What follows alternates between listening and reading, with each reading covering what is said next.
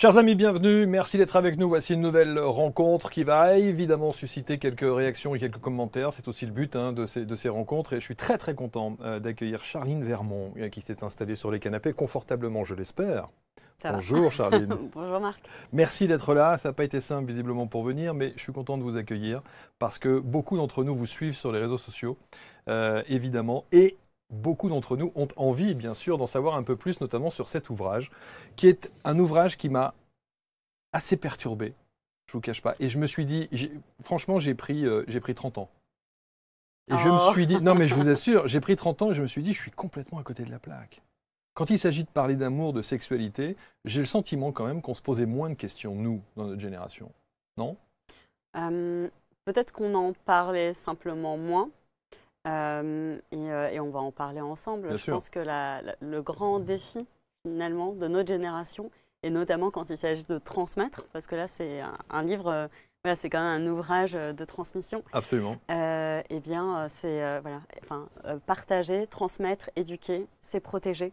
Finalement, il y a beaucoup de personnes de notre génération qui ont vécu des choses pas cool, Ouais. qui ont fait des rencontres qui les ont pas fait grandir, mais qui les ont abîmés, traumatisés, voilà, des IST qu'on aurait aimé ne pas avoir, des grossesses non désirées qu'on aurait voulu éviter, des connards, des crevards Qui existe toujours. Hein. qui existent toujours, mais qu'on n'a pas dû déceler, des actes sexuels auxquels on n'a pas consenti. Ouais. On ne savait pas comment dire non, on ne savait pas on savait pas que le consentement c'était un droit.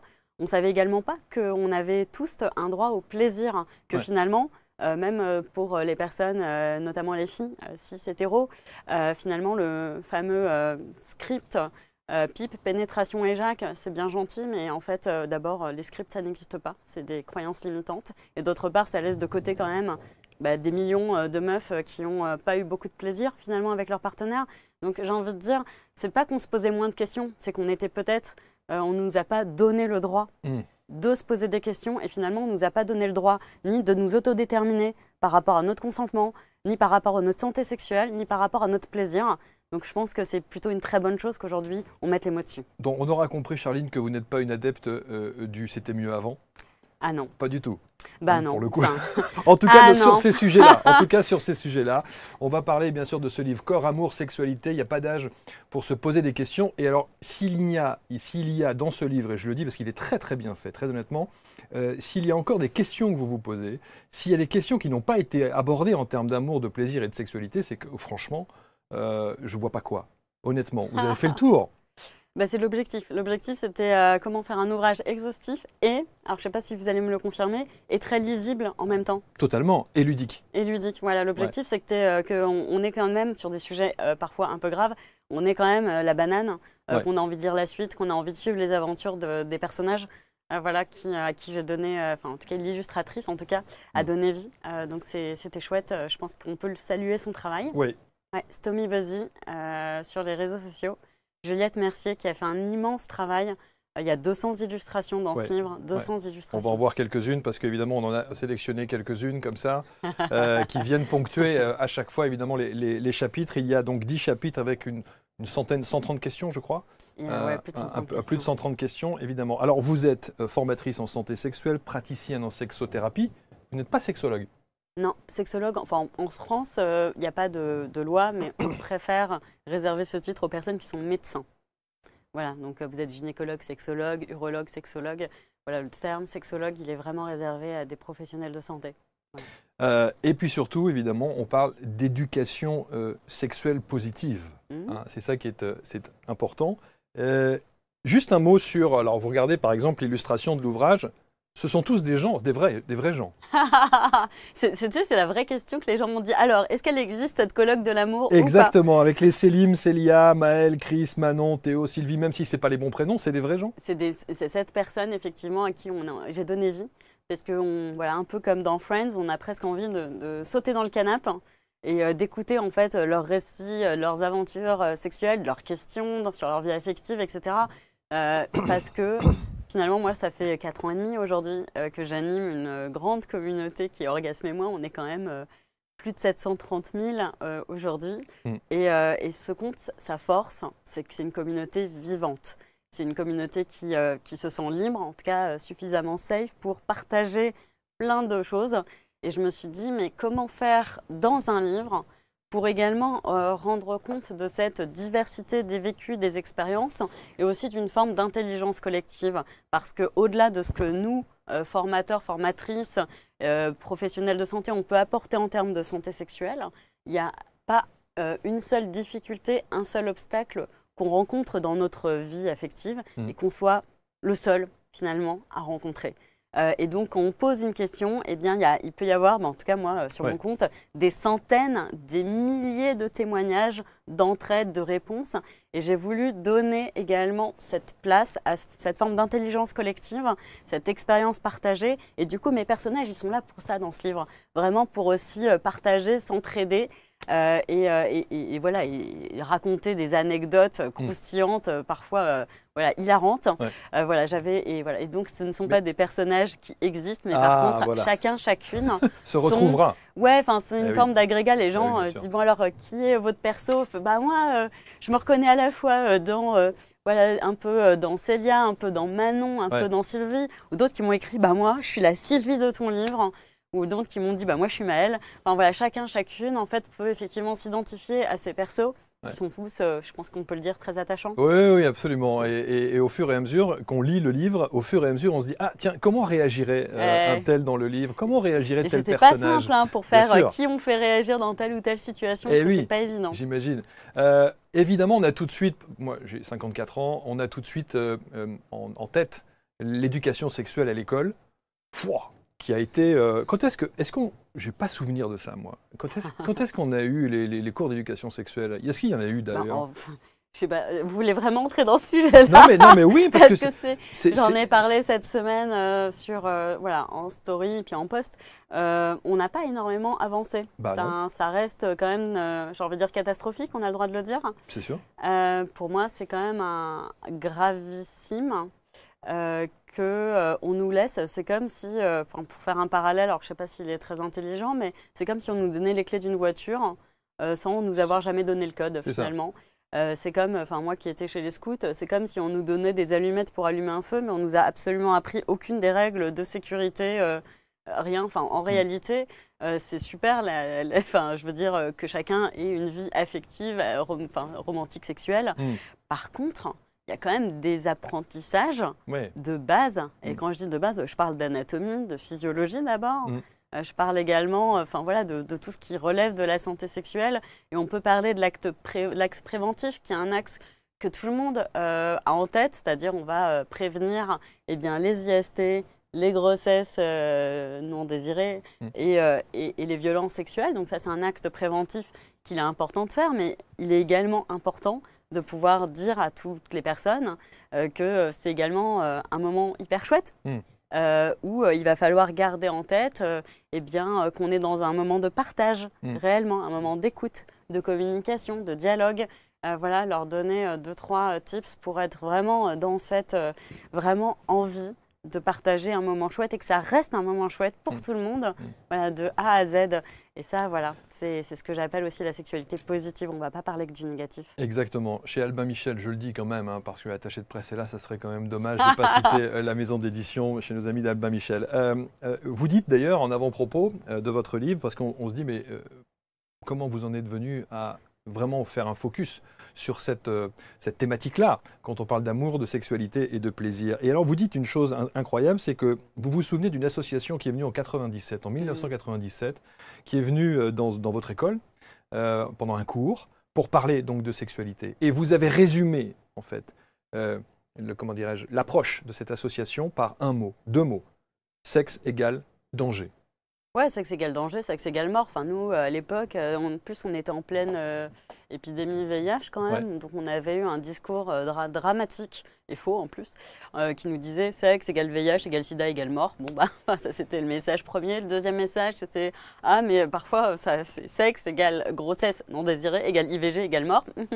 Voilà, donc en gros, sexe égale mort, ne faites pas de sexe. Voilà, enfin, c'était le message qui était passé, qui était dramatique. C'est-à-dire, on le sait aujourd'hui, c'est documenté, c'est sourcé. Par exemple, aux États-Unis, dans les comtés dans lesquels l'éducation à la sexualité se résume par abstinence, ne faites pas, parce que c'est dangereux, ont des taux de grossesse juvénile, d'IST et de violence sexuelle 4 fois plus élevés que dans les États dans lesquels eh bien, on va avoir des conversations, on va prendre un temps pédagogique avec les ados, en fait, pour parler de ces sujets-là. Il y a un moment, en fait, pour, eh bien, quand on a des conversations saines et intelligentes avec les ados, et moi qui interviens en établissement scolaire, je peux vous dire que la plus grande difficulté pour nous, intervenants, intervenantes, c'est de partir. C'est vrai. Parce qu'ils ont tellement de questions. Ils bah sont oui, bien tellement sûr, contents d'avoir un espace où se confier. Et quand on clôt les sessions, ils sont là en train de faire la queue parce qu'ils ont également des vécus à confier et des vécus parfois pas drôles du tout.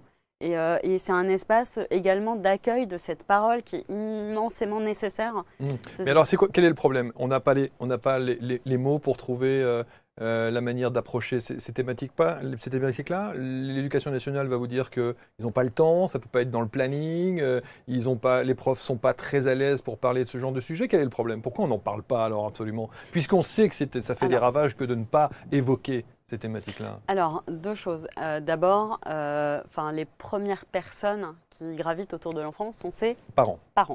Et donc, je pense qu'il est important d'abord que les parents se saisissent du sujet. Et je rappelle qu'en France, on dit éducation à la sexualité.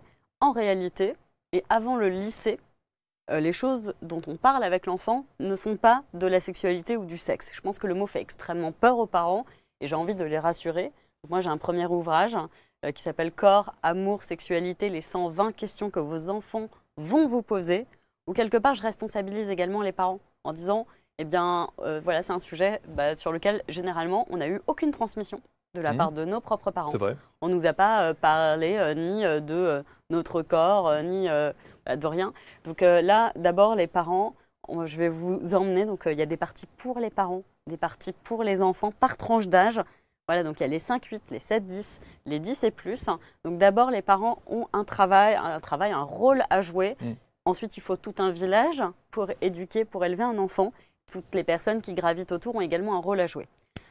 Comme pour plein de sujets, quand les parents ne font pas le job, on a évidemment un système scolaire qui est là, quelque part, qui a une forme d'égalité des chances. On est là pour rééquilibrer la donne, ce qui n'est pas fait à la maison, on le fait en classe, notamment quand il s'agit du vivre ensemble. Et moi, j'insiste là-dessus. Donner une éducation à la vie affective aux enfants, c'est également, moi, je leur explique, ne serait-ce que, par exemple, au collège, on va parler de la puberté, des mécanismes, de ce qui se passe dans leur corps, de transformation également. Et en fait, je trouve ça incroyable, les réactions que j'ai en classe, en groupe, en atelier, c'est-à-dire les garçons, ces genres sont les yeux écarquillés de découvrir ce que leurs camarades, les filles, les personnes menstruées de leur classe, vivent chaque mois en termes de SPM, de règles, de menstruation. Et en fait, il y a une espèce d'élan de « Waouh, c'est tellement dur ce que tu vis » et ça revient tous les mois. Et en fait, voilà, et les filles, elles écoutent également ce que peuvent vivre des garçons qui ont des éjaculations nocturnes, par exemple, qui est un phénomène ultra normal, courant à la puberté. Donc en fait, on commence à mouiller ses draps à 14-15 ans, même avant parfois. Et ouais, c'est pas forcément simple à gérer, pas plus que des érections spontanées qui peuvent arriver et qui peuvent faire honte, ainsi que l'acné, enfin tout ce qui peut arriver. Il y a une forme, on touche du doigt quelque chose d'extrêmement précieux qui s'appelle l'empathie. On est en train de comprendre ce que vit l'autre dans son corps, on est en empathie, et cette empathie-là, elle permet de vivre ensemble. Mais ce qui est formidable, c'est que quand on vous écoute, ça paraît d'une évidence absolue. Et pourtant, on a le sentiment que la prise de conscience, elle est un petit peu, elle retarde un peu, quoi. Je veux dire. En fait, faut écouter les enfants. Enfin, je veux dire, venez en intervention scolaire et regardez ce que vivent les enfants. Et regardez à quel point ils font d'abord, aux parents qui me disent, en gros... faut laisser les enfants innocents, faut leur laisser leur innocence. Alors l'un n'exclut pas l'autre d'abord. Moi, je ne suis pas là pour leur expliquer comment faire du sexe, donc j'arrête tout de suite là le débat. Ce n'est absolument pas le sujet. C'est-à-dire jusqu'à la terminale quasiment, première terminale, on va quasiment pas entrer finalement dans la sphère sexuelle. Voilà, c'est pas mon job. Avant ça, en fait, on va expliquer comment fonctionne le corps, comment fonctionnent les relations, comment on fonctionne également. Enfin voilà, on va prévenir le harcèlement, on va expliquer les différentes personnes, on va parler etc. du harcèlement, voilà, toutes les personnes, toutes les minorités qui peuvent vivre des discriminations, malheureusement. C'est important d'en parler, on va parler d'estime de soi et de respect. Mais ce que je veux dire, c'est que, enfin moi je suis d'abord, on est sur le terrain et on entend ce que les enfants nous disent. Croyez-moi, ils en savent sans doute parfois plus que leurs propres parents. Je rappelle qu'à 12-13 ans, la moitié des garçons passent en moyenne 1 heure par mois sur des sites porno. Ouais, c'est ça, ouais. Là, quand je dis c'est consomme régulièrement, on sait que 50% consomment régulièrement. La moyenne de ceux qui consomment, c'est 1 heure. Donc on est 50%, c'est plus d'1 heure par mois. Okay, chez les filles, c'est 31%. Et elles c'est 47 minutes par mois. En réalité, et ça, c'est les classes de 6e, 5e. Hein. Donc autant vous dire que les parents qui me disent « Ah là là, préserver l'innocence des enfants », je suis en mode « Réellement, c'est vraiment ça, votre sujet ?» En fait, moi, je suis... et en plus, on ne va pas parler de sexe avec ces gamins-là. On est là pour parler d'autre chose. En l'occurrence, on est là pour leur parler de comment leur corps fonctionne, ce qui se passe dans le corps des autres. On est vraiment en train de leur apprendre le b.a.-ba. On n'est pas du tout sur du sexe. Les enfants, c'est eux qui poussent pour avoir des réponses là-dessus, en réalité. Puisque j'allais vous demander, quelle est la réaction, justement, lorsque vous êtes en atelier face à ces ados? Est-ce que ce sont des réactions de gêne dans un premier temps, et puis après d'implication où ils se sentent vraiment concernés? Alors d'abord, plus ça va, moins il y a de gêne. Ça, je pense que c'est un constat que je fais. En réalité, les enfants sont de plus en plus conscients. Enfin, on sent que j'ai pas été... il y a eu une forme d'imprégnation au sujet avant moi. Et que moi, c'est soft. Ouais. Moi, c'est très soft. Moi, je suis là pour redonner de la structure et de l'éducation à quelque chose auquel ils ont déjà eu une imprégnation et qui, à mon avis, était beaucoup plus hardcore que la mienne. Première chose. Deuxième chose, les gamins sont plutôt... ont des réactions hyper spontanées. Donc là-bas, par exemple, on explique dans le mécanisme de puberté, on explique, chez les personnes qui ont un pénis, des testicules, on va vivre les premières éjaculations. Donc on explique, on revient à la base de la biologie. Il y avait les profs de SVT qui étaient comme ça derrière en disant merci pour les révisions, parce qu'en plus je suis là avec des peluches anatomiques, on fait un truc vivant, interactif, c'est des questions-réponses, j'envoie des bonbons aux bonnes réponses. Les enfants, ils sont tous à donf. En réalité, c'est des moments de vrai partage, c'est hyper cool, hyper convivial. Donc ils découvrent en fait que le phénomène de 2 phases, préparation, expulsion et tout. Et puis moi je mime, je dis et puis à un moment, le sperme qui en état arrive au point de, comment on appelle ça, quand ça vient, mais on ne peut plus l'arrêter. Le point de non-retour, je fais les connaissances en 6e, elles sont parfaites, hein, croyez-moi. On sous-estime ça. En fait, et là, tout d'un coup, qu'est-ce qui se passe? Alors du coup, je leur ai expliqué le liquide préséminal qui est là pour effectivement à la fois lubrifier, mais surtout nettoyer, parce que c'est le même tuyau, n'est-ce pas? C'est l'urètre qui conduit à la fois l'urine et le sperme. Il ne faut pas qu'il y ait des restes d'urine, parce que les pauvres zozos, quick. Donc hop, il y a le liquide pré-éjaculatoire qui est là pour nettoyer tout ça. Et pour être sûr qu'il n'y ait pas d'urine, ça fait comme un train, clac, embranchement. Et là, le tuyau qui arrive de la vessie, il est bloqué. Il ne peut pas y avoir d'urine au moment où il y a une éjaculation. Et là, il me regarde, il y en a plusieurs qui réagissent en même temps en disant « Oh, mais alors, ton daron, il t'a fini à la pisse en vrai, c'est pas possible. » Je fais « Voilà, c'est leur injure du moment, ton daron t'a fini à la pisse. » Et là, ils étaient là en mode « Waouh !» Ils étaient trop contents, en vrai. Ça y est, on est aussi en train d'entrer dans leur vocabulaire, dans ce qu'ils se disent entre eux. Ouais. Et ils comprennent en fait aussi le sens de l'insulte, finalement, qui est faux, en l'occurrence. Mais c'est formidable. Voilà. En fait, les enfants sont juste hyper contents d'avoir ces conversations. Ouais. Voilà. Mais ça, c'est important parce qu'on peut comprendre aussi le positionnement des parents, la détresse de certains parents de ne pas pouvoir répondre à ces questions qui peuvent être embarrassantes parfois. Le problème, c'est faut éduquer tout le monde. Ouais, là, en fait, on est en tout azimut. Donc là, je me dis, faut prendre les choses calmement. Donc là, je vais éduquer les adultes d'aujourd'hui pour que, ce que je fais aussi sur mon compte, pour que tout le monde, tous les adultes puissent s'emparer du sujet, se dire en fait, nous, on a vraiment pris notre temps pour, entre guillemets, déconstruire une sexualité qui nous était imposée comme étant extrêmement cis hétérocentrée d'abord, ensuite qui était très patriarcale, reproductive dans son approche.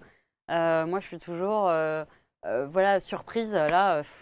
Ouais, anecdote du moment. Moi, j'adore regarder des films avec mes enfants, des grands classiques.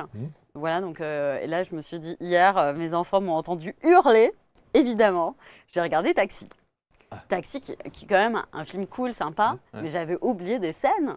Donc la scène où Frédéric Diffenthal va dans le bureau de Petra, de sa boss, qui est en policière. disant, voilà, et en gros, il y a Samina Nasseri qui le coach un peu en mode, non, ce qu'elle veut, c'est un homme, un vrai. Et il fait, ok, c'est parti, j'entre dans son bureau, je la plaque contre son mur, et je lui roule un patin. Donc en fait, je me dis, il est sérieusement en train de me dire ça.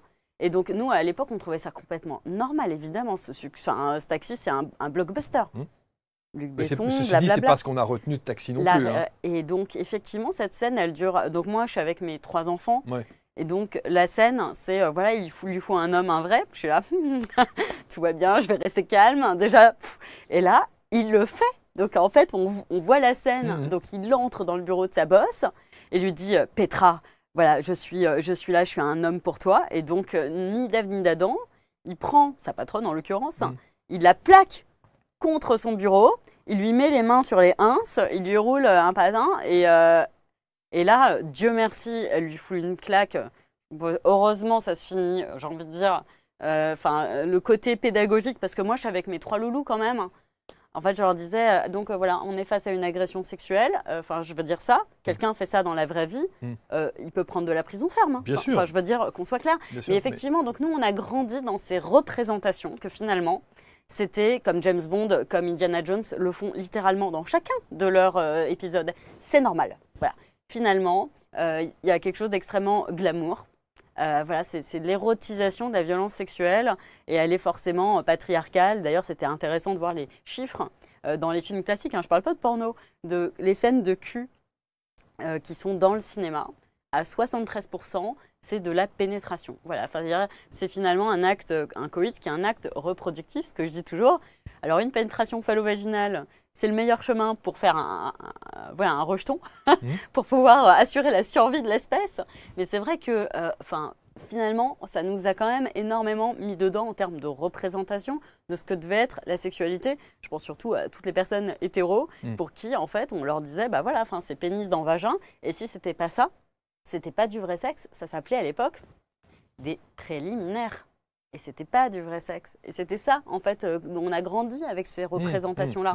Et ce qui est fou, ce que je dis dans le livre, c'est, vous savez, on a environ, c'est des statistiques très globales, environ 3000 rapports sexuels dans notre vie, voilà, au cours de la vie d'une personne. En moyenne, sur Terre, le taux de reproduction par individu, c'est 3. C'est-à-dire 3 petits sapiens par adulte. C'est très bien.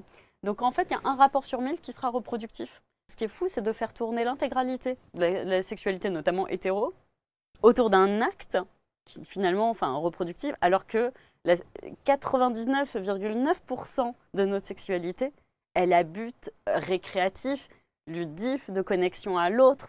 On est sur une autre logique. Et si on est sur une autre logique, parlons-en. Alors, comment on fait réellement pour que ce soit un moment hyper chouette, hyper plaisant, un vrai partage de plaisir pour tout le monde? Et si on revenait à notre corps, comment ça fonctionne, les zones érogènes, lesquelles, etc. Et si on les explorait un peu, et si on apprenait aussi à explorer et à parler de l'intime, parce que ce qu'on verra jamais, ni dans aucun film classique, ni dans aucun porno, c'est le dialogue.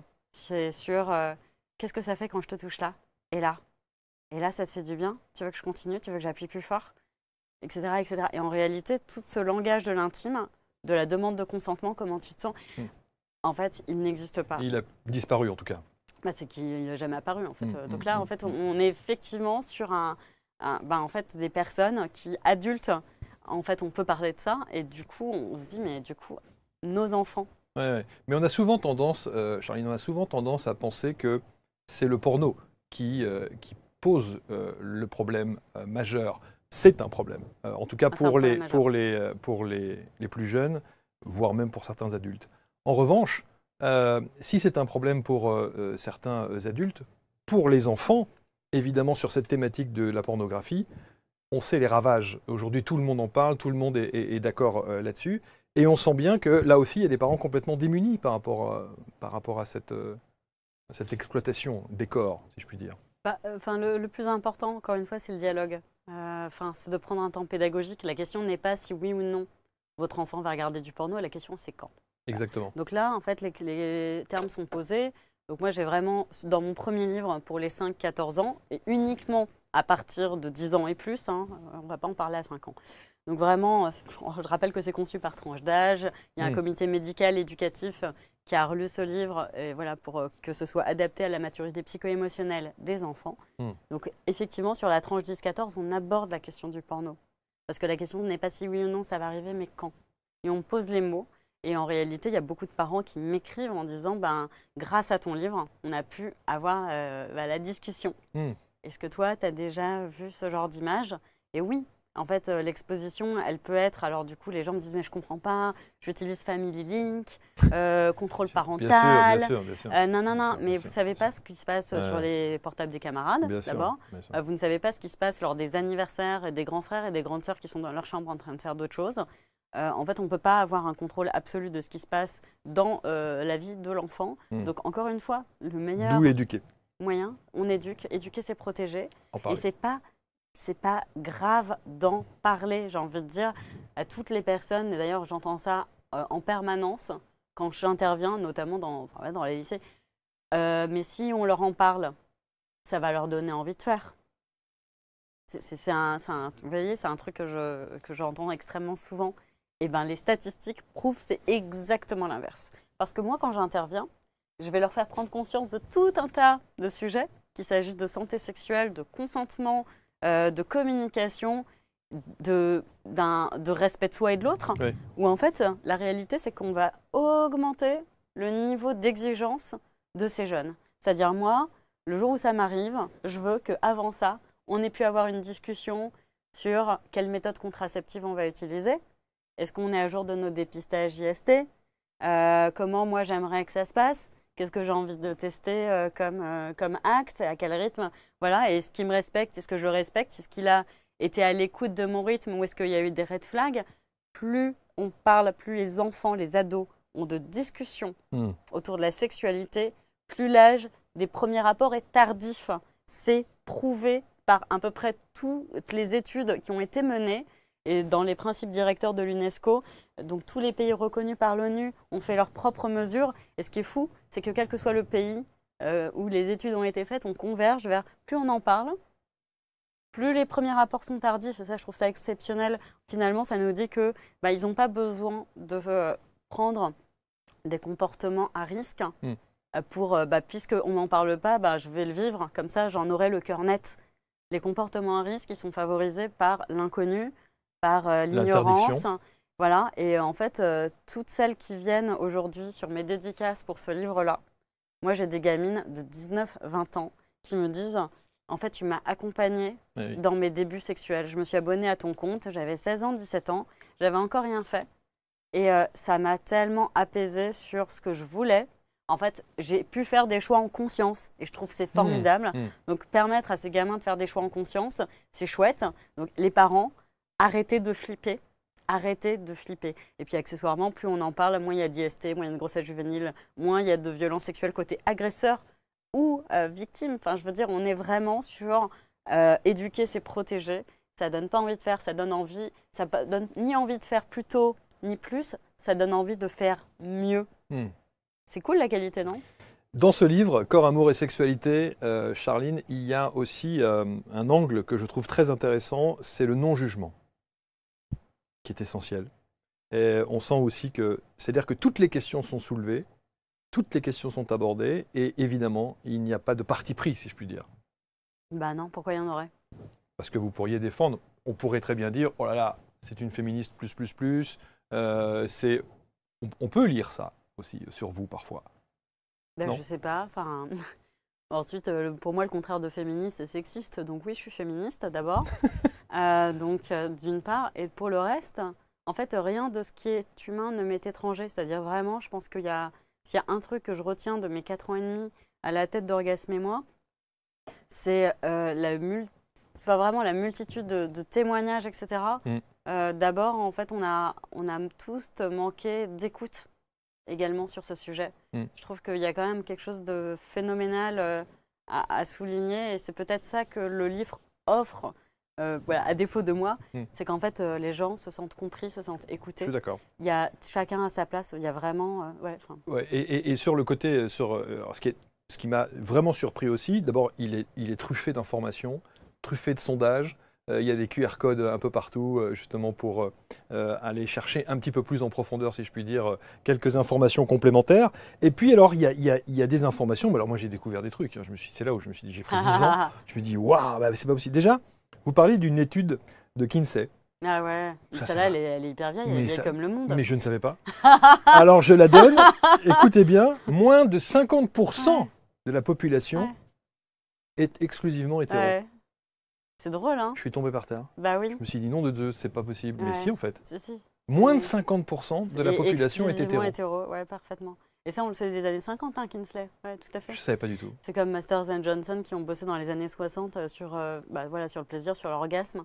En fait, la réalité, c'est qu'il y a quand même... il y a des travaux qui existent en sexothérapie, en sexologie depuis très longtemps. Voilà, c'était pas le moment. Ouais, c'était pas le bon moment. Il a fallu attendre quand même MeToo. Je trouve ça assez intéressant qu'on ait dû attendre aussi longtemps pour que cette parole se libère autour de la sexualité, autour du droit finalement à avoir une sexualité qui nous ressemble. Et je vais insister là-dessus. C'est pas une injonction au sexe. Faut pas que ça se transforme en avant, fallait pas faire, aujourd'hui il faut faire. C'est pas du tout ça non plus, la sexualité positive. C'est juste avoir le droit à l'autodétermination d'abord. Choisir.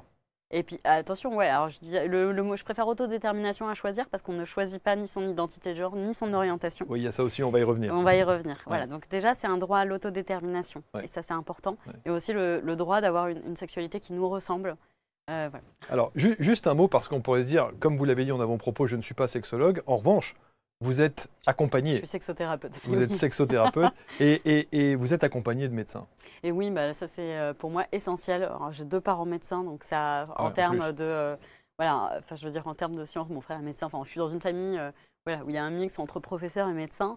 Et effectivement, il y a ce côté extrêmement académique, de rigueur scientifique, je pense, qui accompagne mon travail et qui est clairement palpable dans le livre. Oui. Et quand j'aborde un sujet, quel qu'il soit, quand on arrive dans le champ médical, il y a des médecins à mes côtés.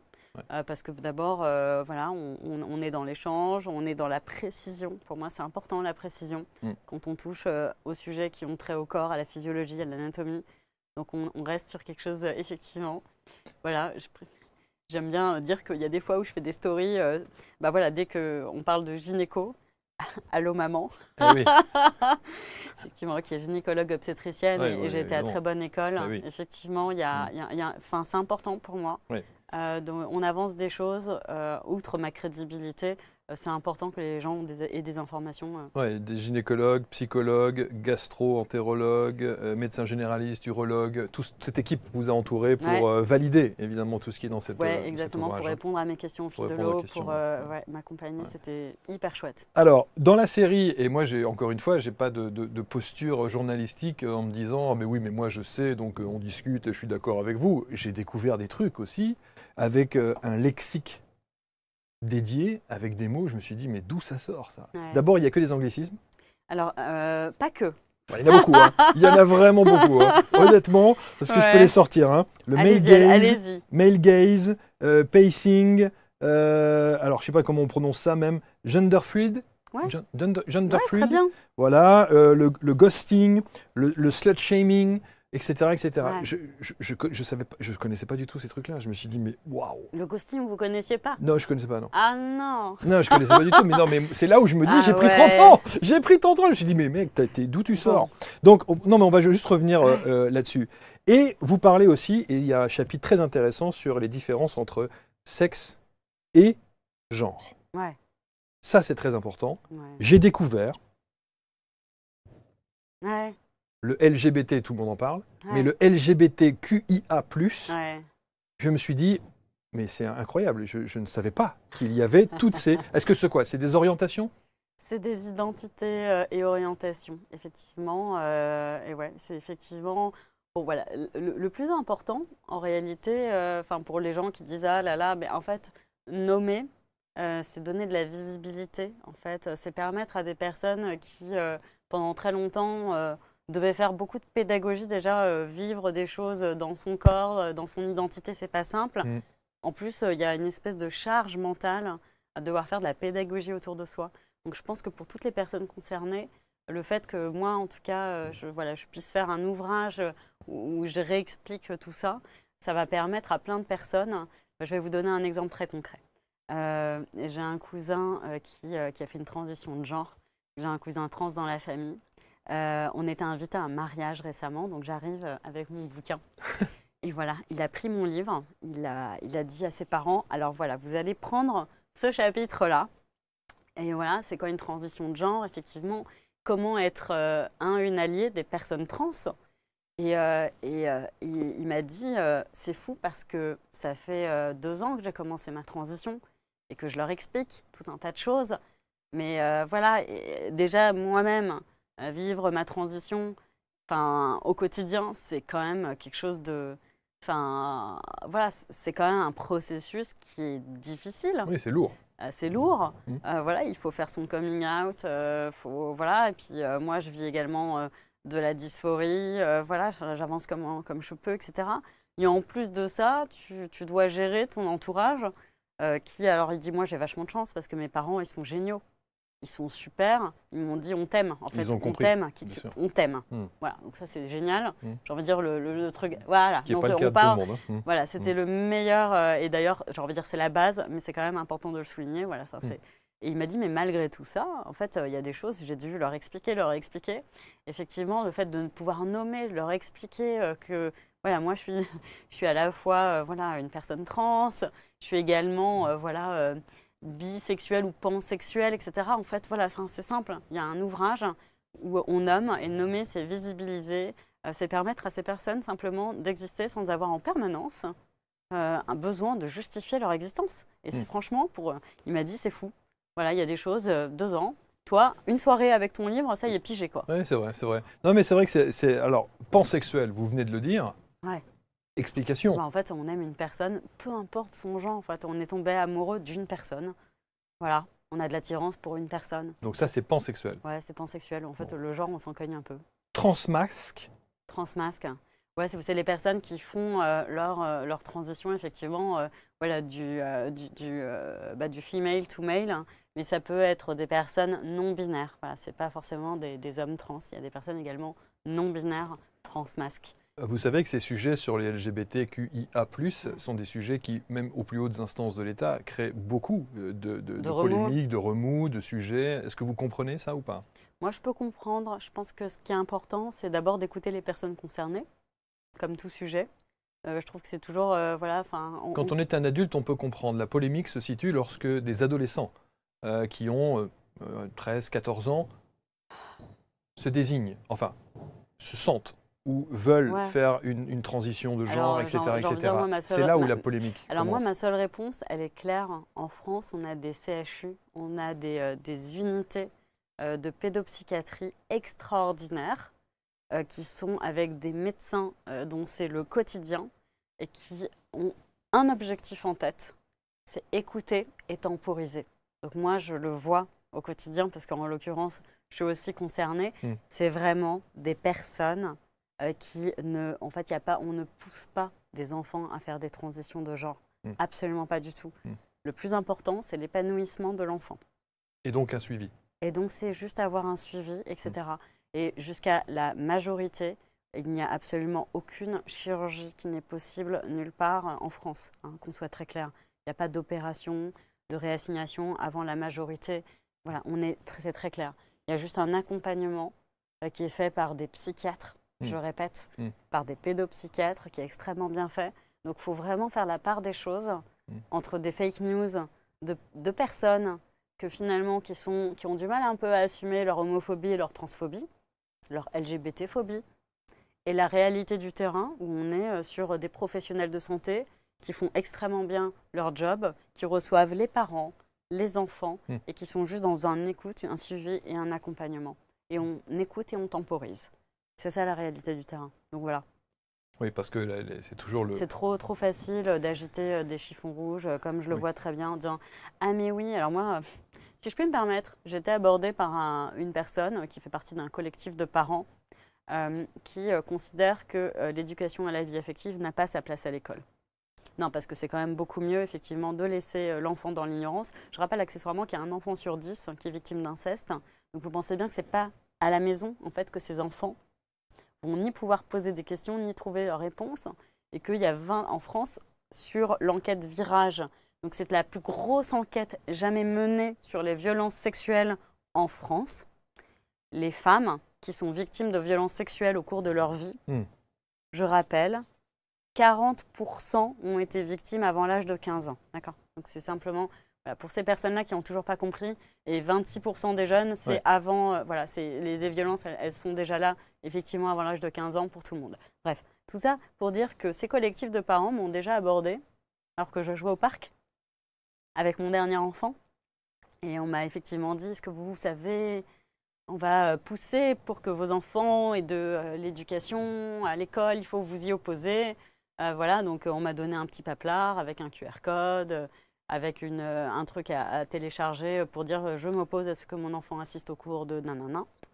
Et effectivement, j'ai entendu, j'ai dit ah mais qu'est-ce qu'on va leur faire qui soit, eh bien par exemple, on va leur demander de se dénuder pour leur apprendre, et on va leur demander de toucher les parties génitales de leurs camarades pour apprendre la masturbation. Et moi qui suis en l'occurrence, moi j'ai une professionnelle et intervenante qui entend des conneries pareilles, pour rester calme. Mais en fait, c'est un chiffon rouge que ces parents, ces collectifs de parents qui sont très, très bien organisés, ils arrivent dans les parcs comme des témoins de Jéhovah. Enfin, je veux dire, ils font pas du porte-à-porte, ils font du parent à parent dans les parcs. Et on m'explique qu'il faut que je m'oppose à ça parce qu'en fait, on va demander à mon enfant de se mettre à poil, de toucher les parties génitales de ses camarades et que des camarades vont lui toucher ses parties génitales. Moi, quand j'entends ça, effectivement, je me dis, mais c'est une catastrophe. Il ne faut absolument pas que mon enfant assiste à ces cours-là. Et donc, voilà, ça allait de mal en mal. Pour leur faire comprendre le consentement, on va leur montrer des vidéos de viol. C'est ça qu'on m'a dit. Et alors là, et enfin arrive le moment de vérité. Et j'ai fait, mais comment c'est possible? Ah, mais ça, madame, c'est parce que les personnes qui font ces interventions sont des personnes du lobby LGBT. Et donc là, on comprend en fait d'où ça vient. Finalement, en fait, vous savez juste pas comment exprimer votre... C'est la première fois de ma vie que je rencontrais une personne réelle qui prononçait le mot lobby LGBT devant moi. Et je trouvais ça fabuleux. Finalement, c'est bien, vous sortez du bois. Je suis contente d'entendre enfin votre LGBT-phobie. En réalité, la seule chose que ces parents refusent, c'est que leur enfant puisse être autre chose que cisgenre et hétéro. Il ne faut même pas mentionner finalement toutes les personnes queer. Donc queer, ça veut dire qu'il n'est pas strictement cisgenre hétéro. En fait, pour ces parents-là, c'est pas concevable. C'est pas concevable. C'est pas concevable. D'ailleurs, des threads immondes sur Twitter, c'est tu apprends que ton enfant est homo, qu'est-ce que tu fais? Je le tue, je le vire, Ça, c'est ce genre de personnes-là, en fait, en réalité, assumer finalement, assumer que votre opposition, et c'est exactement ce que j'entends quand j'entends, c'est le problème, c'est que les ados, en fait, assumer que vous faites de la propagande pour faire peur à tout le monde, pour faire peur, pour pas qu'il y ait d'éducation à la vie affective en milieu scolaire, pour faire en sorte que tout le monde considère que l'existence des transidentités est un danger public. En réalité, ces personnes-là agitent des chiffons rouges et font de la propagande et des fake news pour faire peur à tout le monde. Et dans le bingo de l'enfer, parce que c'était pas fini, en fait, cette conversation hyper intéressante. Du coup, moi, j'ai joué le jeu jusqu'au bout. Je me suis trouvée héroïque quand même à garder mon calme face à ces personnes-là. Et alors, du coup, je découvre également qu'il y a une injonction à l'IVG, c'est-à-dire on va leur parler de sexe et on va leur dire qu'en cas de grossesse, il faut faire une IVG. Donc effectivement, je découvre que ces collectifs sont pro-life, sinon c'est pas drôle. Et effectivement, il faut également s'opposer à la vaccination HPV, qui, on le sait, est le seul moyen d'éradiquer, de créer une immunité collective contre les HPV qui sont responsables des cancers du col de l'utérus et d'autres cancers ORL, anus, etc. Et donc voilà, en fait, on avait effectivement des collectifs, donc il faut vraiment se méfier aujourd'hui. Je pense que ce qui est important, c'est de faire de la pédagogie, puis de repartir des faits. D'où l'importance. Oui, c'est pour ça que c'est truffé d'informations, c'est truffé de sondages, de sources, parce que moi, les fake news, c'est exactement ce que ces collectifs extrêmement conservateurs, extrêmement LGBT-phobes, eh bien, agitent pour faire peur à tout le monde, à l'opinion publique. Et ça marche très bien, puisque en Belgique, il y a eu 8 écoles incendiées pour s'opposer à cette éducation. Donc ça marche très bien. Et on a vu dans la rue, je trouvais ça formidable, l'extrême droite et des personnes voilées, musulmanes, etc. Enfin, plein de personnes qui ont des conceptions peut-être traditionnelles également de la famille, qui ont envie, voilà, et pour qui les personnes voilà, LGBTQIA+, finalement, leur existence, ça leur pose problème. Le fait que leur enfant puisse... voilà, et qui ont peur qu'en parlant de ça à leurs enfants, ça leur donne envie de devenir homo ou de faire une transition de genre, parce que moi, c'est ce que j'entends. Alors, généralement, je dis ça en rigolant, je dis, bah, vous savez quoi, moi, j'ai 40 ans. Mon enfance, j'ai été bercée de dessins animés, de films, de séries où il n'y avait que des hétéros. Ah non, il y avait Gérard de la salle de sport. Tu te souviens, Gérard? Bien sûr. Voilà, chez Hélène et les garçons. Hélène et les garçons, voilà. bien sûr, bien sûr. Bah, voilà, vous savez quoi? Ça m'a jamais rendu hétéro. C'est dommage, putain. Ça marche pas. Ça marche pas cette méthode. Donc voilà, donc la réalité, c'est que parler des choses, ça, enfin, voilà, ça permet juste aux enfants concernés de se dire, je suis légitime dans mon ressenti, dans mon vécu. Je suis pas un monstre. Je dois pas me foutre en l'air. Incroyable, on est en train de dire à mes camarades que j'ai une place dans cette société, parce que c'est ça ce qui se passe en classe également. Parce que dans les interventions, on en parle.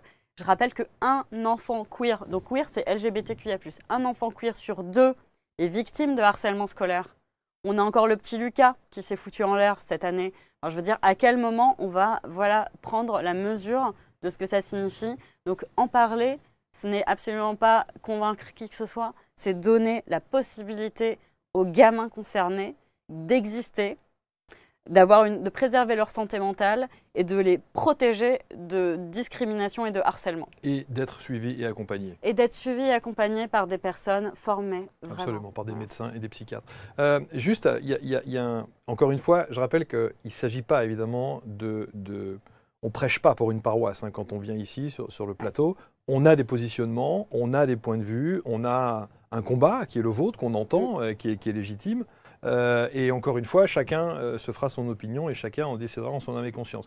Et vous vous souvenez, Charline, vous vous souvenez d'une émission de télé qui est passée il n'y a pas très très longtemps, où on mettait dans une classe de petits, des petits qui avaient 3, 4 ou 5 ans, je ne sais plus, on les mettait face à une drag queen. Vous avez vu cette émission? Non. Bon, qui a fait un tollé général parce que, effectivement, les petits ne comprenaient pas, ils ne savaient pas s'il fallait dire bonjour monsieur, bonjour madame. Ils ont 4 ans, ils ont 3 ans, ils ont 5 ans. Et le drag queen dit à un moment donné dans la classe, il lui dit « Est-ce que tu aimerais, toi aussi, devenir une drag queen ?» Et cette phrase a soulevé un tollé général en disant « Mais comment peut-on mettre des enfants aussi jeunes face à des adultes qui assument complètement, évidemment, leur identité sexuelle ?» Qu'est-ce que vous en pensez? Moi, je pense qu'il n'y a juste pas de débat à avoir, c'est-à-dire on est face à des personnes qui vivent de manière extrêmement libre leur genre. En l'occurrence, quand elles sont en queen, c'est simple, c'est elles. Donc généralement, elles se présentent et elles disent, voilà, aujourd'hui, je suis là pour vous. Quand vous adressez à moi, c'est elle. Voilà, il n'y a aucun problème. Généralement, ces personnes se présentent, il n'y a pas de sujet. Et que ces personnes puissent exister et questionner, finalement. En fait, elles questionnent notre rapport au genre en disant, mais alors du coup, les personnes dans notre tête, en tout cas dans ma génération, on était soit un homme, soit une femme. Mais alors les deux, voilà, vous comprenez qu'en fait, on est également en train, quelque part, de soi-même en fait comprendre à quel point notre rapport au genre il est extrêmement binaire, extrêmement noir ou blanc, et on est en train juste de permettre à des personnes, quel que soit leur âge. Enfin, moi j'ai été au show de Drag Race à Paris, et je pense que ce qu'il y avait une chose claire, c'est qu'il y avait des personnes de 10 ans à 77 ans, et quelque part ces personnes-là, elles questionnent notre rapport au genre, quel que soit notre âge, quel que soit notre vécu. Elles viennent poser quand même le doigt sur quelque chose qui, fondamentalement, est constitutif de la manière avec laquelle on se perçoit en tant qu'individu. Je vais vous donner un exemple. Vous allez dans la rue et vous rencontrez une personne que vous connaissez, vous allez rentrer, vous ne vous souvenez pas forcément du prénom, vous allez rentrer chez vous en disant à vos enfants, à votre partenaire, ah tiens, j'ai rencontré la meuf, tu sais, qu'on avait vue, ou le mec qu'on avait rencontré.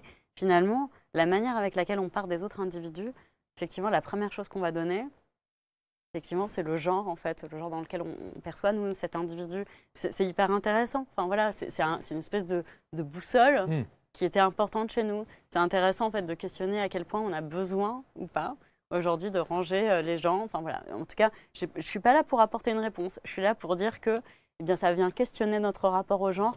Et rien que pour ça, c'est intéressant, la réflexion qu'il peut y avoir derrière. Voilà, je ne rentre pas dans le débat de savoir si c'est pas assez tôt, trop tôt, etc. Je dis juste que pour moi, je trouve que c'est intéressant, en tout cas, voilà, comme présence, comme questionnement. Et voilà, et ça mérite de la pédagogie. On en revient exactement à ce qu'on avait dit avant. Et il y avait la même réaction, et notamment avec une chanteuse qui s'appelle Christine and the Queen, qui ne veut plus d'ailleurs qu'on l'appelle Christine and the Queen. Chris.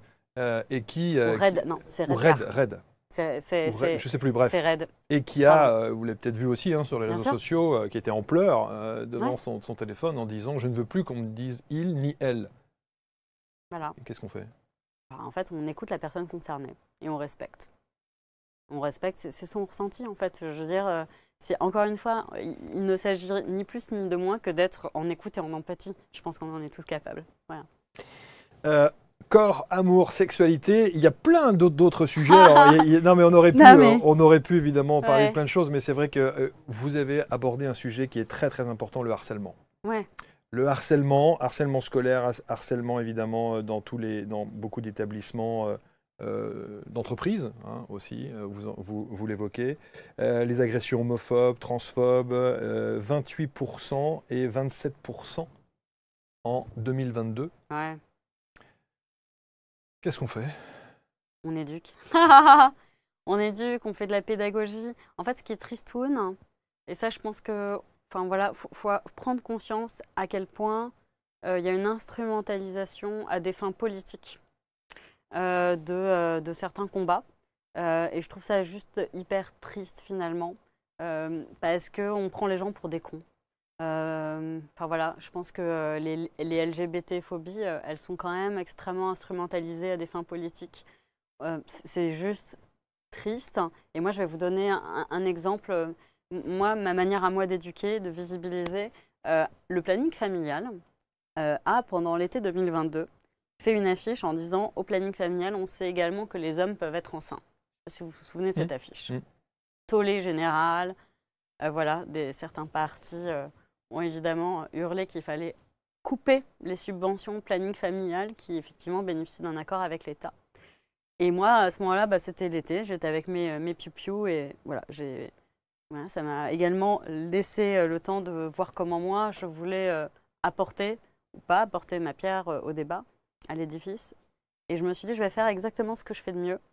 D'abord, je vais laisser la parole aux concernés et je vais visibiliser. Voilà. Et du coup, j'ai demandé dans mon queernistan, j'ai dit, est-ce que vous avez un pote enceint? Mais oui, bien sûr. Donc j'ai pu parler avec un mec enceint de son deuxième enfant, qui en plus a envoyé une photo de son ventre, voilà, d'homme enceint, et en expliquant son témoignage également, donc en couple avec un autre homme, voilà, de parentalité. Et la seule chose que les gens ont retenue, ont vu dans ce témoignage, c'est de l'amour. C'est juste de l'amour. L'amour pour son partenaire, son conjoint, l'amour pour ses gosses. Finalement, un homme lambda, un parent lambda, qui aime ses gosses et qui vit sa parentalité avec tout son cœur. Et les gens m'ont dit, en gros, il y a des messages lunaires, mais que j'ai trouvé formidable, de dire, en fait, quand j'ai vu le truc, j'étais contre. Je ne comprenais pas, c'était n'importe quoi, ça allait trop loin. Et puis j'ai lu le témoignage, voilà, alors je ne sais plus son prénom, Jules, et j'ai compris. J'ai compris qu'en fait, il n'y a que de l'amour là-dedans. Alors qui suis-je pour empêcher ces personnes de vivre leur amour, quoi? Pour leurs partenaires, pour leurs enfants, c'est tout. Et vraiment, j'ai envie de dire, il faut voilà, juste ce temps pédagogique qui ne prend pas si longtemps que ça, c'est important parce que si on n'est pas dans l'écoute et la pédagogie, alors c'est tellement facile enfin, voilà, de construire de la haine, de la peur sur de l'ignorance.